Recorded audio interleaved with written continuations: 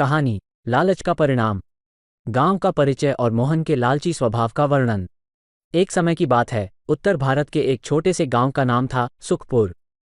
सुखपुर का दृश्य हरे भरे खेतों, लहलहाते पेड़ों और शांत नदियों से भरा हुआ था।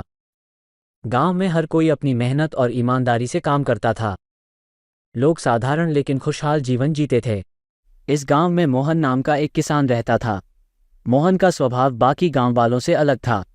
वो हमेशा सोचता रहता था कि कैसे ज़्यादा से ज़्यादा धन और संपत्ति हासिल की जाए। मोहन का लालच इतना बढ़ गया था कि वह अपनी ज़रूरतों से ज़्यादा की चाहत में हर समय लगा रहता था। उसका लालच न सिर्फ उसके जीवन को प्रभावित कर रहा था बल्कि उसके परिवार और समाज से उसके संबंधों को भी बिगाड़ रहा था। मोहन की पारिवारिक पृष्ठभूमि और उसकी खेती की समस्याएं। मोहन का परिवार साधारण था। उसके माता पिता ने भी खेती बाड़ी करके अपनी जिंदगी गुजारी थी। मोहन के पास अच्छी खेती योग्य जमीन थी, लेकिन उसकी फसलें हमेशा औसत रहती थीं। मोहन का परिवार खेती के पारंपरिक तरीकों का पालन करता था, लेकिन मोहन हमेशा नई नई तकनीकों की तलाश में रहता था जिससे वो ज्यादा फसल प्राप्त कर सके। मोहन की पत्नी गीता एक सादी और समझदार महिला थी। वो मोहन को बार बार समझाती कि ईमानदारी और मेहनत से ही सच्ची सफलता मिलती है।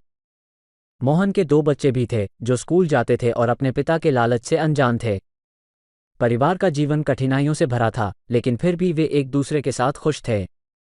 मोहन का हमेशा अधिक फसल पाने के लिए नई तकनीकों की तलाश करना। मोहन का दिमाग हमेशा अधिक फसल पाने के तरीकों में उलझा रहता था। वो शहर जाकर नई नई तकनीकों के बारे में जानकारी प्राप्त करता और उन्हें अपने खेत में आजमाने की कोशिश करता। उसने कई बार नई उर्वरक और कीटनाशक खरीदे, लेकिन हर बार परिणाम उसकी उम्मीदों के विपरीत ही निकला। एक दिन मोहन ने गांव के बाहर एक साधु से मुलाकात की, जिसने उसे एक जादुई बीज के बारे में बताया। साधु ने मोहन को चेतावनी दी कि इस बीज का उपयोग सही तरीके से करना होगा, वरना इसके विनाशकारी परिणाम हो सकते हैं। लेकिन मोहन के लालच ने उसकी सोचने समझने की शक्ति को प्रभावित कर दिया और उसने साधु की चेतावनी को नज़रअंदाज कर दिया। गांव में मोहन के लालच और स्वार्थ के कारण उसका समाज में अलगाव। मोहन का स्वभाव गांव वालों के बीच चर्चा का विषय बन गया था। वो हमेशा दूसरों से आगे बढ़ने की होड़ में रहता था और किसी की भी मदद करने से कतराता था। गांव के लोग उसकी इस आदत से परेशान थे और धीरे धीरे उससे दूर होने लगे। मोहन का स्वार्थ और लालच उसकी सामाजिक प्रतिष्ठा को भी प्रभावित कर रहा था। गांव के लोग सामूहिक रूप से खेती करते थे और एक दूसरे की मदद करते थे, लेकिन मोहन ने कभी किसी की मदद नहीं की।